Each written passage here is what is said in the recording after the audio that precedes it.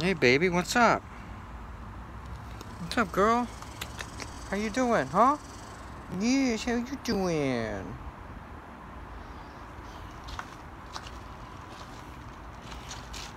What's up, baby? How you doing? Yeah, good girl. How you doing, buddy? Huh? How you doing?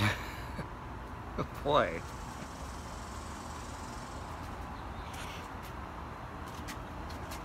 Oh, wow. Hello there. As you can see, it's another lazy day here. Another lazy day here. And so I saw in the news today, yesterday actually, that they found some secret, this is the latest, man, they found some lost documents of Albert Einstein, where Albert Einstein expressed some racist ideas, some racist opinions, impressions on things. So, you know, I think racism is uncool. I think that's a erroneous, hateful, and collectivist way of perceiving things. However, I do also acknowledge that this is a different time. We live in a different time period with different social norms, and people aren't quite as like tribally separated from each other as they used to be back in the old days. So, being not a complete nitwit, I'm aware that people thought about things differently back in the day. So, you know, here's the thing that bothers me about this is that the next thing that this is going to lead to is they're going to come out. You know, you're going to say, well, what about the theory of relativity? And some social justice warrior is going to, oh, I'm sorry, guy. Gonna respond and say,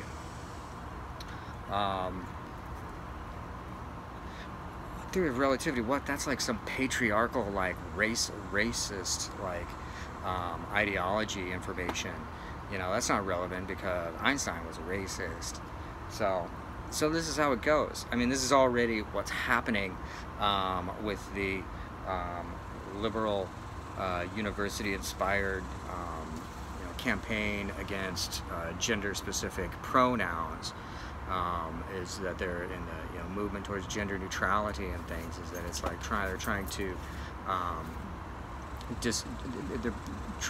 they're essentially denying science in order to push an essentially postmodernist kind of agenda.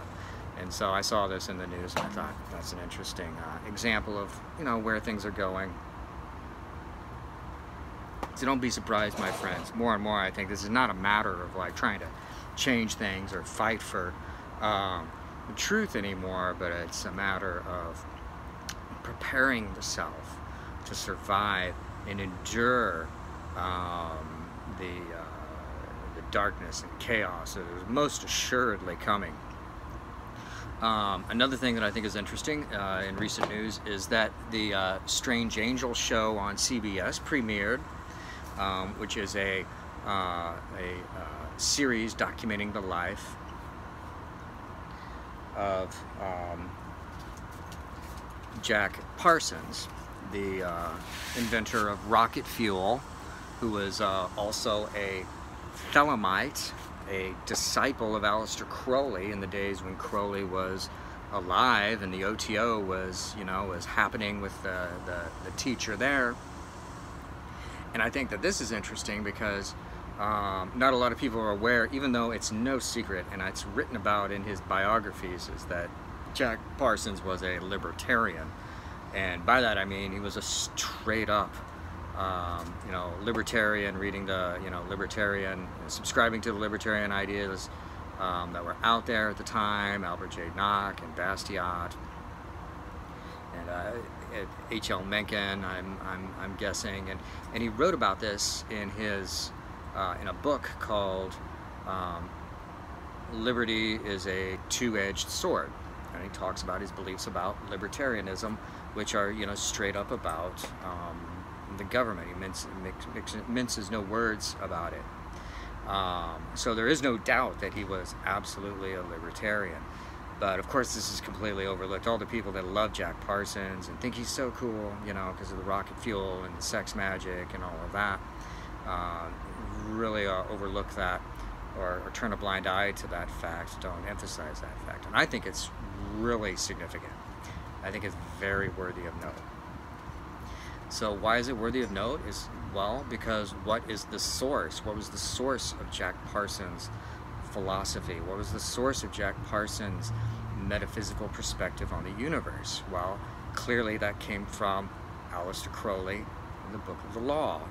Now, as I recall from having looked into this before, Crowley's opinion on when Parsons became more libertarian, this was like towards the time of his eventual falling out with Crowley, and his falling out with, you know, he also had a big falling out with the Scientology guy, L. Ron Hubbard, like ripped him off real bad. Like he ripped off everyone. I mean, Jack Parsons was one of the first people to get seriously fucking ripped off by that shyster and huckster and collectivist L. Ron Hubbard.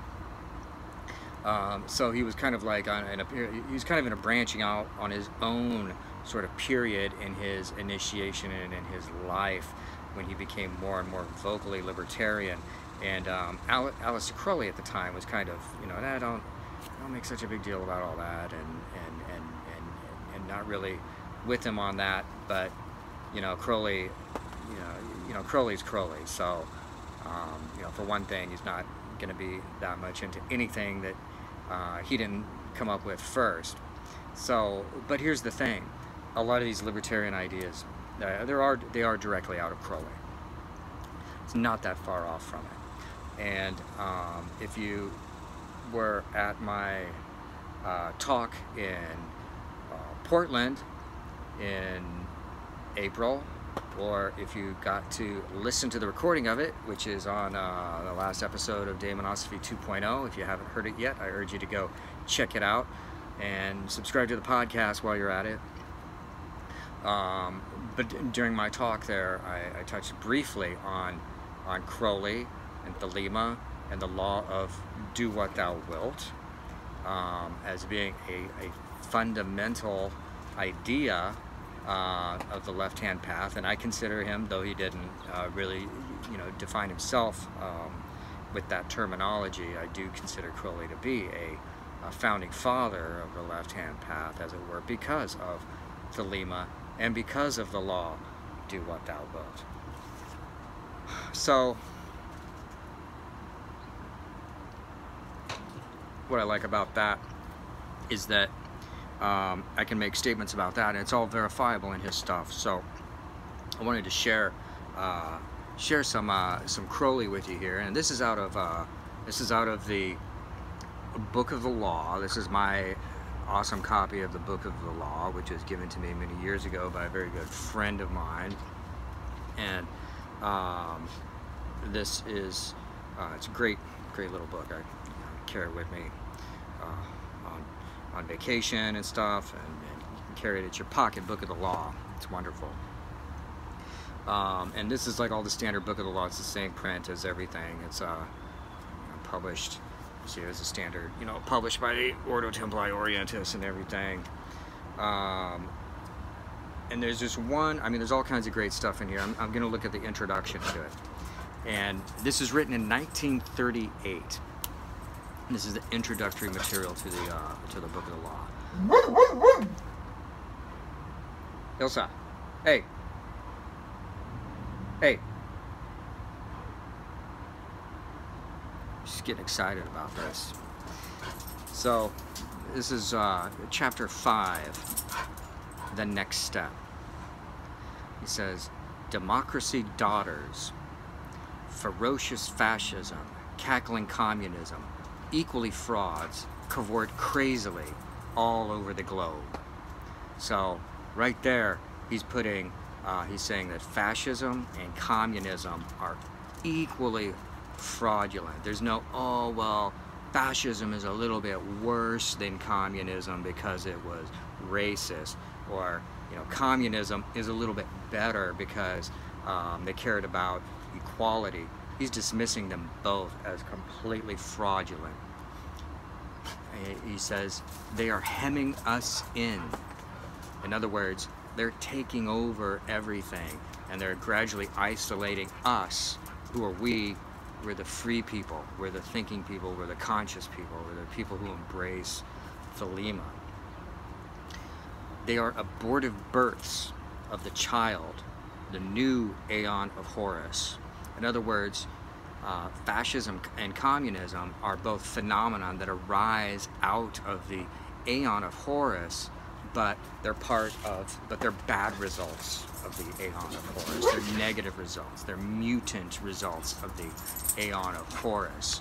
And this is something that he talked about, and this is also something about in Setian literature. If you look at the Book of Coming Forth by Night, that hardware is a confused and fitful presence. There's like a positive, playful, crowned and conquering child aspect of it, but then there's also the brat, the jealous child, the cruelty of children is also all wrapped up in hardware. And he's saying that fascism and communism are some of those negative manifestations of it. And then he says, liberty stirs once more in the womb of time. In other words, liberty, principle of liberty, which if you listen to my podcast, you know this is an important point, is appearing again. There's an opportunity for liberty is arising at the same time that these negative anti-liberty forces are emerging. And he says, evolution makes its changes by anti-socialistic ways. Okay, so now he's using the term socialism to refer to both of these things, fascism and communism. And that's important because a lot of people will try and make a distinction about this. If you say communism is a bad thing, or cultural Marxism is a negative influence, they'll try and make a distinction. Well, no, that, communism, that's like different. Socialism, social democracy is a different kind of thing because it cares about equality and helping the poor and downtrodden, and getting rid of inequality and all of this sort of thing. And what Crowley is saying is that not only is socialism even part of the problem, but that evolution only occurs in opposition to socialism. This shouldn't be that hard to understand. Evolution can't, if one of the goals of socialism is total equality, that everyone is like equal. That's a goal, very much a stated goal. This is written into legislation. I'm not going out on a limb here. But if everyone is equal, how can there be evolution? How can anything change? How can anyone evolve? How can you individually subscribe to a philosophy or an initiatory system based on personal evolution if you believe that everyone must be equal? It's a complete contradiction here.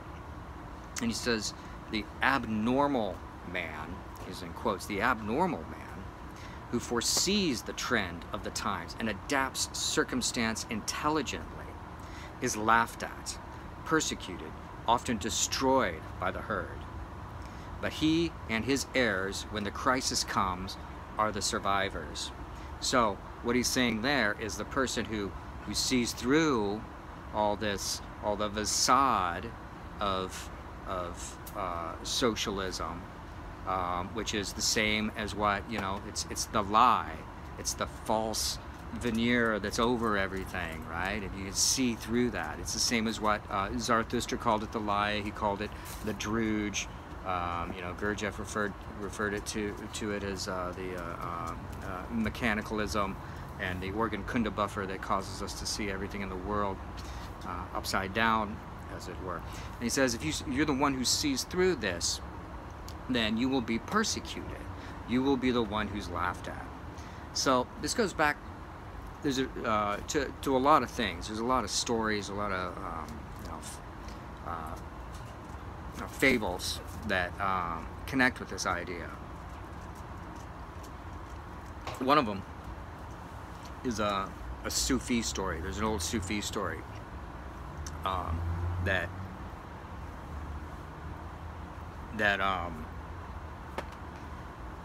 an angel once visited this man, and he gave the man a warning. He said, soon all of the water on earth is going to be, or in the land, is going to be polluted, and it's going to be turned into water that makes men crazy. And so he's given this warning. It's kind of like a Noah and the flood like type thing. He's given this warning that you can escape this. And so the man says, oh, okay. So he goes and he like hides up a bunch of the water, and he takes it all up into a cave, you know, and he has good water up in the cave. And then the day comes, and indeed, you know, something happens, you know, a demon or God or whatever comes and he pollutes all the water, and now everyone drinks the water, they go crazy, they turn into fucking raving lunatics. And so, you know, he's safe. So he stays up in his cave, drinking his good water, staying sane. But then what happens is he starts to get lonely. And he goes down and tries to talk to other people, and it's like, oh, they're all fucking crazy, and all talking bullshit and nonsense all the time. And so he can't relate to anyone. But he's happy because he's still sane. And eventually what happens after, you know, several weeks or a month, he can't take it anymore. He can't take being alone and not being able to communicate with anyone anymore. So what does he do? He leaves the cave, he goes down, he drinks the bad water, and he becomes insane. And so then he can talk to all the insane people. And that's it. That's the moral of the story. And this is the kind of scenario that Crowley is like alluding to here. He's saying that if you're awake, then you're going to be persecuted and laughed at by everyone. And the temptation is to go and drink the water, drink the Kool-Aid, as it were, and join them all. And that's what they make you do. That's one reason why, you know, this SJW movement, they're attacking on this front of words. They say you have to use the right words, and don't you use the wrong words. And they want you to do that. And so many people say, oh, it's so much easier. I'll just start saying their words, even though they're completely wrong and illogical and fallacious and stupid.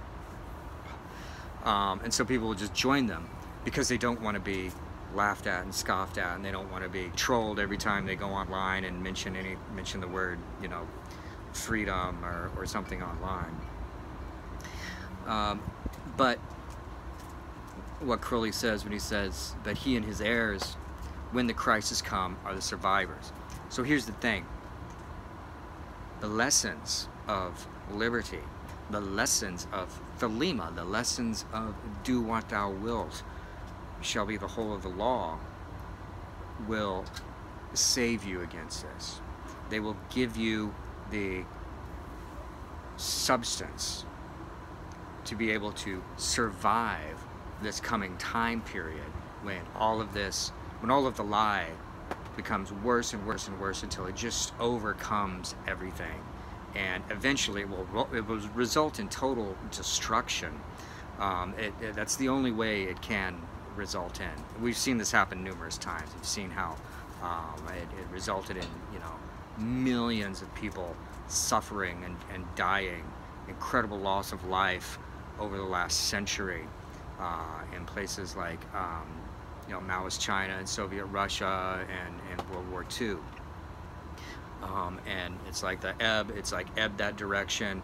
It keeps going and ebbing that direction. It goes a little bit further every time. Then it flows back, then it ebbs a little further, and eventually it's going to ebb real far to where there's just going to be a mass cataclysm.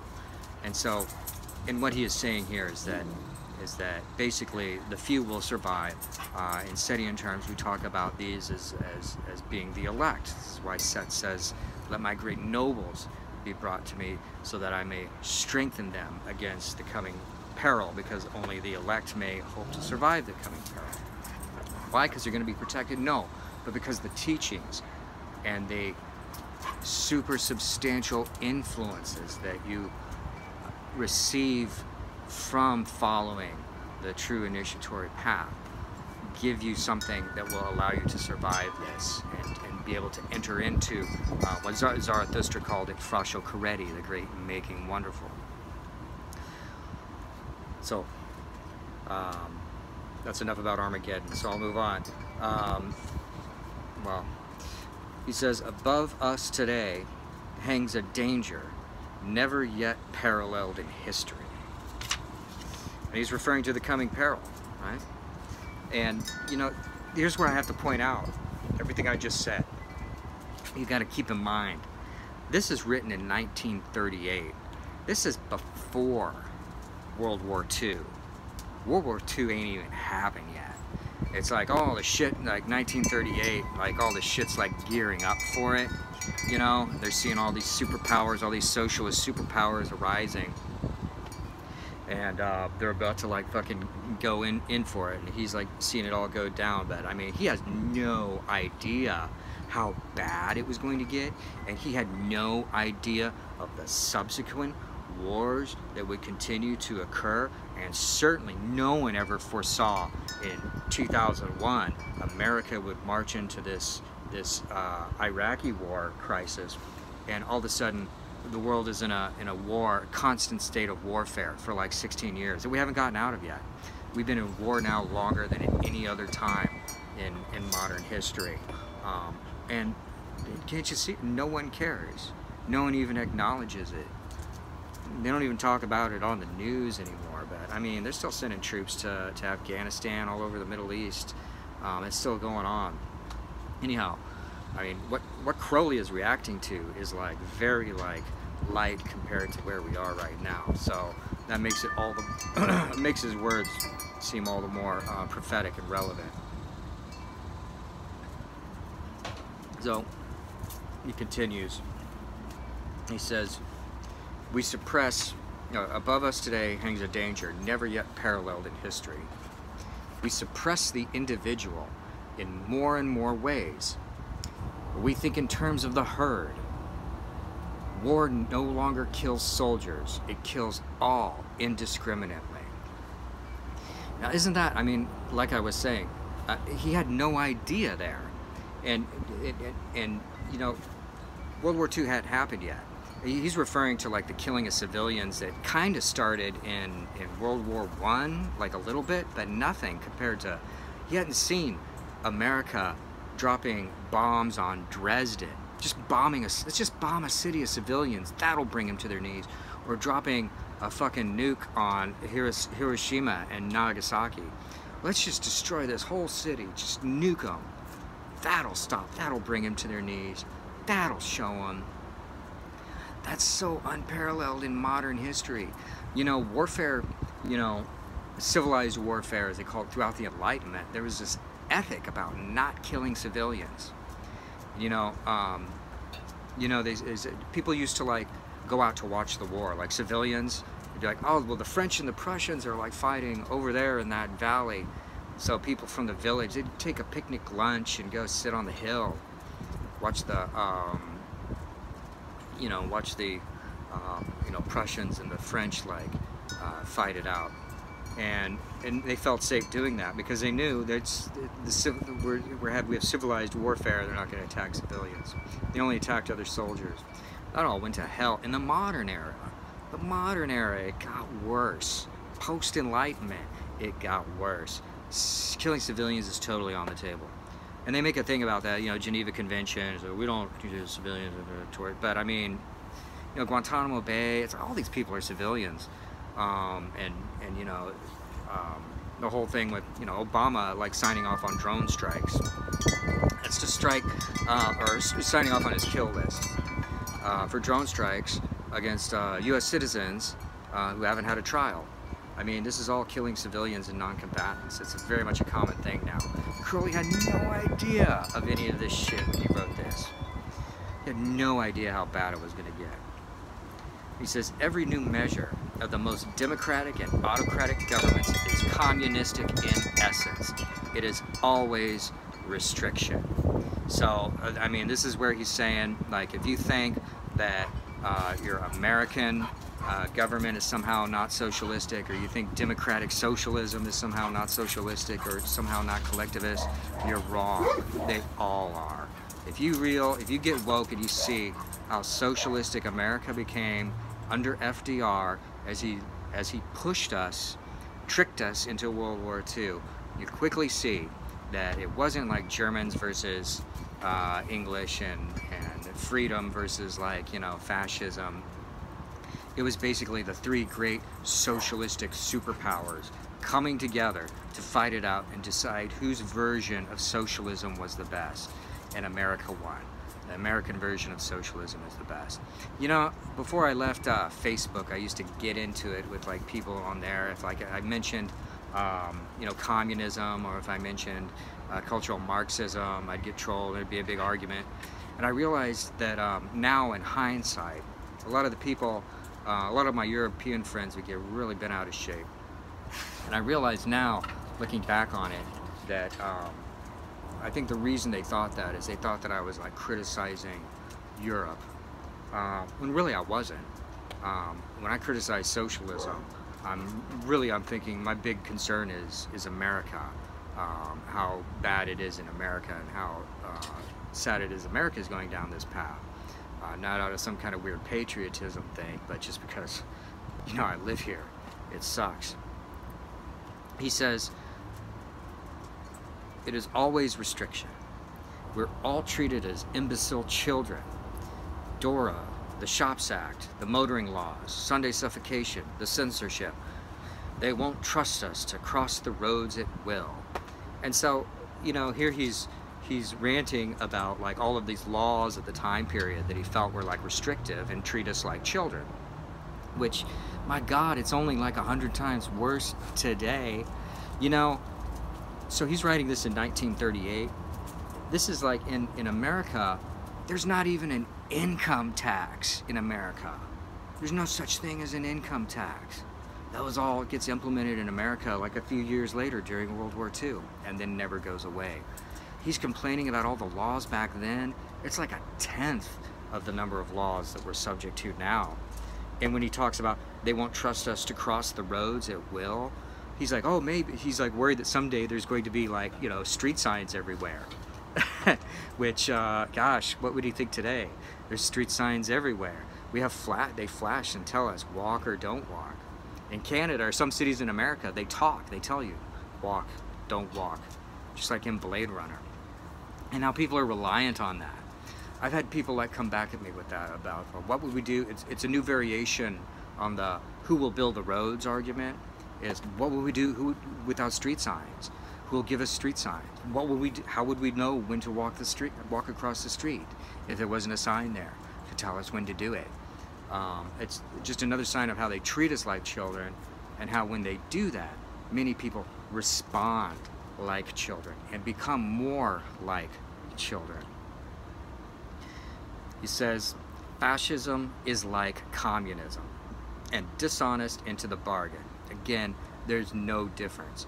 Don't waste your time trying to say fascism is worse than communism, or communism is a little bit better, or Stalinism is worse than Leninism. It's all collectivism. It's all evil. It's all part of the drooge. It's all anti-individual, anti-liberty, anti-personal, psychocentric evolution.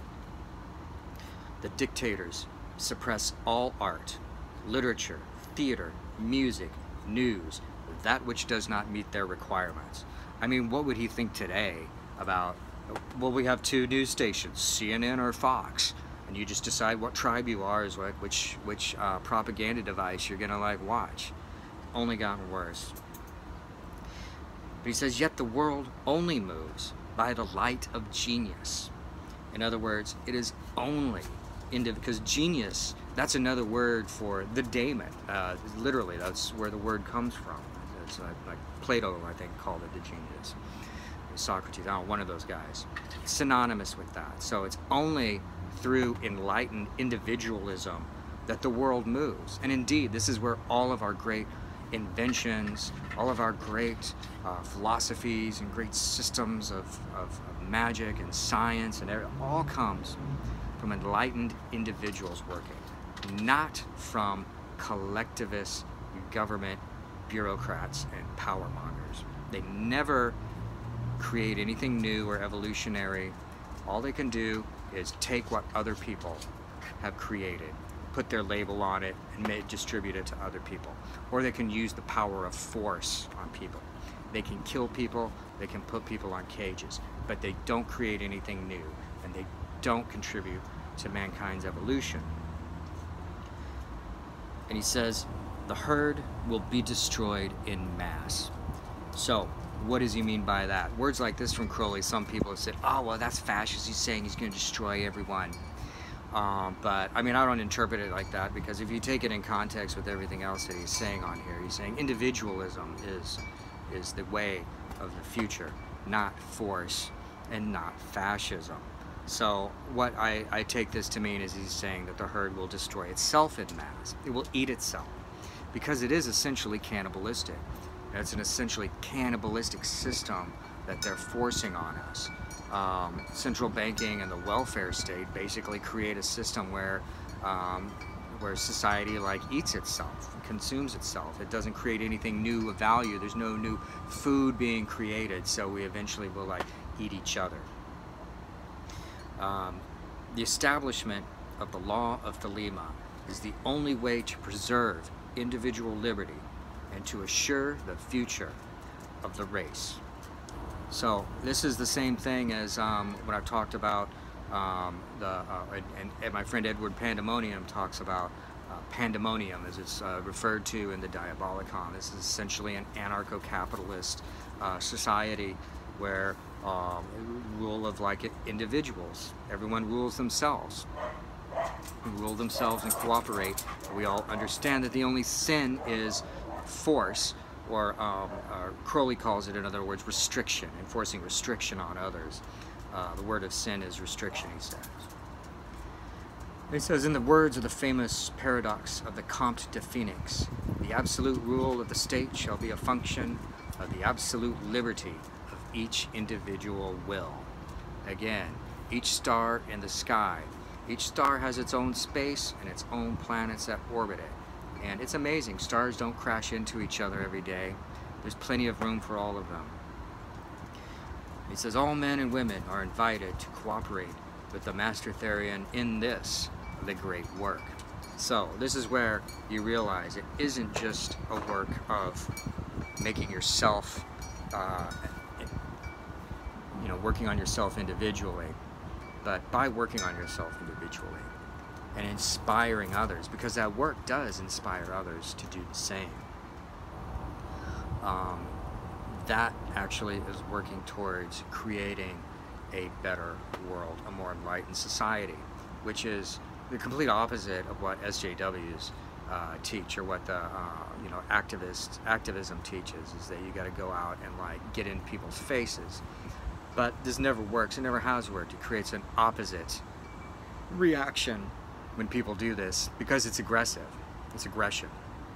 But they think that by they're allowed this regression, they're forgiven this regression because they think it's for a good cause, and they believe they have a good guy badge from it. Well, the reality is they don't really have a good guy badge, and they're not really the good guys. You who look into the self, see yourself, and affirm yourself, and work to come into being, work to create your own path through the universe, to remanifest your own holy and individual divine will, and to bring into being and remanifest a super substantial state of being. You are the good guys. You are the ones who are, in the end, will make the world a better place and help bring about what Zarathustra called Frascio Coretti, or the great making wonderful. And I look forward to seeing you all on the other side. And with that, I wish you all a happy Friday afternoon. Peace.